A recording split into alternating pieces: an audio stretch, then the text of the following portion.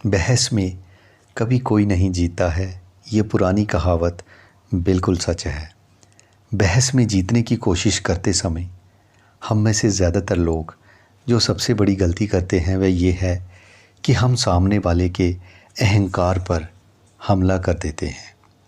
विचार बेचने की कोशिश करते समय हम दरअसल सामने वाले के अवचेतन तक पहुंचने की कोशिश कर रहे होते हैं, क्योंकि हम किसी भी विचार को तब तक स्वीकार नहीं करते और उस पर कार्य नहीं करते जब तक कि हमारा अवचेतन मन, हमारा सबकॉन्शियस माइंड उसे स्वीकार ना कर ले।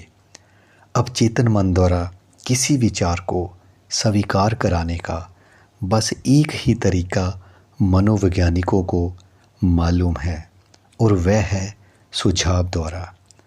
बहुत से प्रयोगों में ये साबित हो चुका है कि आप किसी विचार को अवचेतन में बलपूर्वक पहुंचाने की जितनी ज़्यादा कोशिश करते हैं, उसे उतने ही ज़्यादा प्रतिरोध का सामना करना पड़ता है। क्या आपने कभी गौर किया है, जब कोई आपसे कहता है तुम ये काम नहीं कर सकते, तो आपके मन में वह काम करने की प्रबल इच्छा उत्पन्न हो जाती है। या जब कोई कहता है आपको ये काम हर हाल में करना है, तो आप प्रतिक्रिया करते हो, मैं इसे बिल्कुल नहीं करूँगा। आप बहस जीतने में उसी हद तक सफल होंगे जिस हद तक आप सामने वाले के अहंकार के पार अपने विचार चुपचाप पहुंचाने में सफल होंगे। दरअसल उसका अहंकार किसी चौकीदार की तरह उसके अवचेतन मन के दरवाजे पर खड़ा रहता है।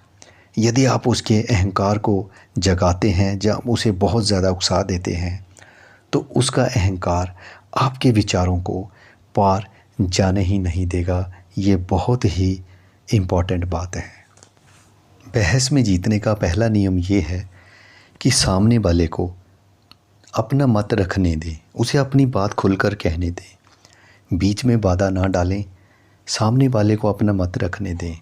याद रखें, सुनना जादू की छड़ी है। Be a good listener. बीच में टोकने या बात काटने से उसके अहंकार को चोट पहुंचती है। जब किसी व्यक्ति के दिल पर बोझ होता है, तो उसकी मानसिक प्रवृत्ति बोलने पर केंद्रित होती है, और जब तक उसकी बात पूरी नहीं हो जाएगी, तब तक उसकी मानसिक प्रवृत्ति आपके विचार सुनने पर बिल्कुल भी केंद्रित नहीं हो सकती। इसलिए अगर आप चाहते हैं कि सामने वाला आपके विचार सुने, तो पहले उसकी बात सुनना सीखें। मैनेजर जॉन ग्राहम लोगों को राज़ी करने में बहुत ही माहिर हैं। जब भी उनके विचारों का विरोध होता है या कोई शिकायत करता है, तो वह हमेशा सामने वाले की बात पूरी सुनते हैं। वह इससे भी एक कदम आगे बढ़ते हुए सामने वाले को कुछ पॉइंट्स रिपीट करने को कहते हैं। जब उसकी बात पूरी हो जाती है, तो वह पूछते हैं कि क्या वह कुछ और कहना चाहता है। इससे सामने वाले को ये पता चल जाता है कि वह उसके नज़रिए में रुचि ले रहे हैं। जब सामने वाला आपके पास गर्म दिमाग लेकर आता है, तो उससे उसके कुछ प्रमुख बिंदुओं को रिपीट करने को कहना इम्पोर्टेंट होता है। सिर्फ मन की भड़ास बाहर निकलने से ही उसकी शत्रुता की भावना काफ़ी कम हो जाती है। यदि आप उसे अपनी शिकायत को 2-3 बार कहने का मौका दें, तो इससे गुस्से की उसकी भावना बाहर निकल जाती है। अब सेकंड नियम है कि जब कोई आपसे सवाल पूछे, अपनी कोई बात आपसे शेयर करे, तो उसकी ओर देखें और जवाब देने से पहले थोड़ा रुकें। इससे सामने वाला ये समझ जाएगा कि आप उसकी कही बातों को इतना महत्व देते हैं कि आप उनके बारे में सोचने या उन पर विचार करने के लिए रुके हैं। यहाँ पर ध्यान ये रखना है कि ये जो ब्रेक लेनी है, ये छोटी होनी चाहिए। अगर ज़्यादा देर रुके, तो उसे लगेगा कि आप झिझक रहे हैं या सही जवाब देने से बचने की कोशिश कर रहे हैं। यदि आप किसी व्यक्ति से असहमत हैं, तो हल्का सा ब्रेक महत्वपूर्ण है। अगर आप तेज़ी से नहीं कहेंगे, तो सामने वाले को लगेगा कि आपने उसकी समस्याओं के बारे में थोड़ी देर सोचने की रुचि भी नहीं दिखाई। तीसरा नियम ये कहता है कि जीतने पर ही पूरा जोर ना दें। हम में से ज़्यादातर लोग बहस करते समय ये साबित करने पर लगे रहते हैं कि मेरे सारे पॉइंट सही हैं और सामने वाले के सारे पॉइंट्स गलत हैं। जो लोग व्यवहार में कुशल होते हैं वह सामने वाले के कुछ बिंदुओं को एक्सेप्ट करते हैं। ज़रूरी नहीं है कि सामने वाले के सारे पॉइंट्स हमेशा गलत हों। अगर कुछ बिंदु सही हैं तो आप उसे मान लें।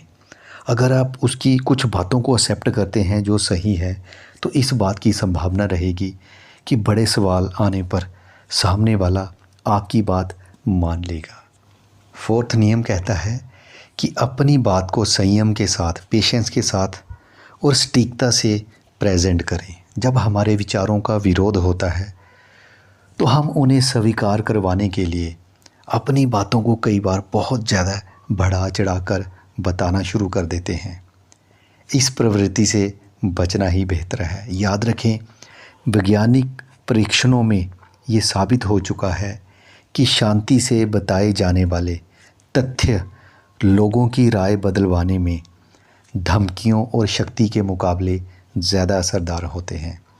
इसके बावजूद हम शक्ति पर आधारित पुरानी विधियों पर अब भी इसलिए अमल करते हैं क्योंकि वे कई बार कारगर नज़र आती हैं। आप सामने वाले को हरा देते हैं, आप उसे धूल चटा देते हैं, आप उसे असलियत दिखा देते हैं, आप उसे उस जगह पर पहुंचा देते हैं यहाँ वह एक शब्द भी नहीं कह पाता। श्रोता तालियां बजाते हैं और आप सोचते हैं कि आप बहस में जीत गए। लेकिन सच तो ये है कि सामने वाले ने अब भी आपके दृष्टिकोण को स्वीकार नहीं किया है और वह आपके विचारों के अनुरूप काम नहीं करेगा। बहस का जो फिफ्थ नियम है वो ये कहता है कि आप तीसरे पक्ष के माध्यम से भी अपने विचार दूसरे तक पहुंचा सकते हैं, अपनी बात दूसरे लोगों से मनवा सकते हैं। ये तब फ़ायदेमंद होता है जब आप दोनों में मतभेद हो, डिफरेंसेस हों। आप चाहते हो कि सामने वाला आपके नज़रिए से चीज़ों को देखे। ये तथ्य भी उतना ही महत्वपूर्ण है कि अन्य लोगों की बातों से सामने वाले के अहंकार को उतनी चोट नहीं पहुंचती है जितनी कि आपकी बातों से पहुंचती है। रिकॉर्ड, आंकड़े, इतिहास, किसी मशहूर व्यक्ति का उदाहरण, इन सभी का इस्तेमाल तीसरे पक्ष के रूप में किया जा सकता है। इसको एक प्रैक्टिकल एग्जाम्पल से समझते हैं। आइए मान लेते हैं कि आपकी पत्नी ये चाहती है कि आपके नए घर में सभी पर्दे एक ही रंग के हों, जबकि आप अलग अलग रंग के पर्दे चाहते हों। ऐसे में यदि आप कहते हैं मुझे लगता है कि ये पुराना पड़ चुका है और एक ही रंग के पर्दे पूरे घर पर लगाना आजकल फैशन में नहीं है, तो आप दोनों में हो सकता है बहस छिड़ जाए। आपकी वाइफ कहेगी अच्छा तो मैं अब पुरानी हो गई हूँ और समय से पीछे चल रही हूँ, इसका मतलब ये है। लेकिन अगर आप कहते हैं कुछ समय पहले मैं रेडियो पर पीटर हेज़ की बातें सुन रहा था, वह बता रहे थे कि उन्होंने और मैरी ने किस तरह अपने घर में अलग अलग रंग के पर्दे लगाए। उन्होंने कहा कि पूरे घर में एक ही रंग के पर्दे लगाने का फैशन अब जा चुका है, तो इससे कोई विरोध पैदा नहीं होता और आप अपनी बात की पुष्टि भी कर देते हैं। बहस का सिक्स्थ नियम ये है कि सामने वाले को अपनी लाज बचाने दे। कई बार क्या होता है कि दूसरा पर्सन, आपको भी पता है कि वह झूठ बोल रहा है, जो वह बात कर रहा है वो बिल्कुल भी सही नहीं है। अगर आप उसके मुंह पे ऐसा बोलेंगे कि आप गलत हो या झूठ बोल रहे हो, तो हो सकता है इससे फिर बहस छिड़ जाए। तो इस सिचुएशन को कैसे टैकल करना है जिससे हमारी बात भी बन जाए और बहस की नौबत ना आए। एक डिपार्टमेंट स्टोर की ग्राहक एक ड्रेस लौटाती है। वह उसे घर ले गई थी और उसके पति को वह पसंद नहीं आई। वह कहती है मैंने इसे एक बार भी नहीं पहना है।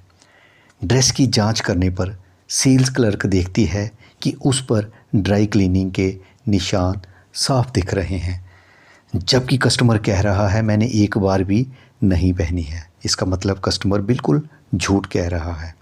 सेल्स क्लर्क ग्राहक को प्रमाण दिखाकर उसे गलत साबित कर सकती है, लेकिन ग्राहक कभी अपनी गलती नहीं मानेगा क्योंकि वह पहले ही कह चुकी है मैंने इसे एक बार भी नहीं पहना है।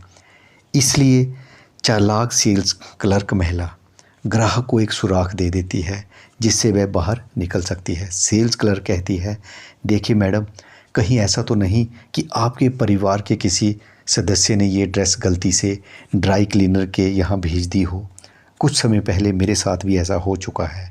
जब ड्राई क्लीनिंग कर्मचारी आया तब मैं बाहर गई हुई थी और मेरे पति ने एक बिल्कुल नई ड्रेस ड्राई क्लीनिंग के लिए भेज दी थी, क्योंकि वह मेरी अलमारी में ड्रेसेस के साथ रखी हुई थी। कहीं आपके साथ भी तो ऐसा नहीं हुआ? क्योंकि इस ड्रेस पर ड्राई क्लीनिंग के स्पष्ट चिन्ह दिख रहे हैं। महिला ग्राहक प्रमाण को देखती है, वह जानती है कि वह गलत है और उसके पास गलत होने का एक तैयार बहाना है। इस तरह वह अपना बचाव कर सकती है। सो दोस्तों, इस वीडियो को मैं यहीं पे समाप्त कर रहा हूँ। ये सारी प्रैक्टिकल इन्फॉर्मेशन जो मैंने आपके साथ शेयर की, इसको मैंने लिया लेस गिबलन की बुक, हिंदी में व्यवहार कुशलता, इंग्लिश में इस बुक का नाम है how to have confidence and power in dealing with peoples. वही बातें कहूँगा दोस्तों, अगर वीडियो अच्छा लगा तो लाइक करना, शेयर करना, चैनल को सब्सक्राइब ज़रूर करना। अपना कीमती समय देने के लिए धन्यवाद।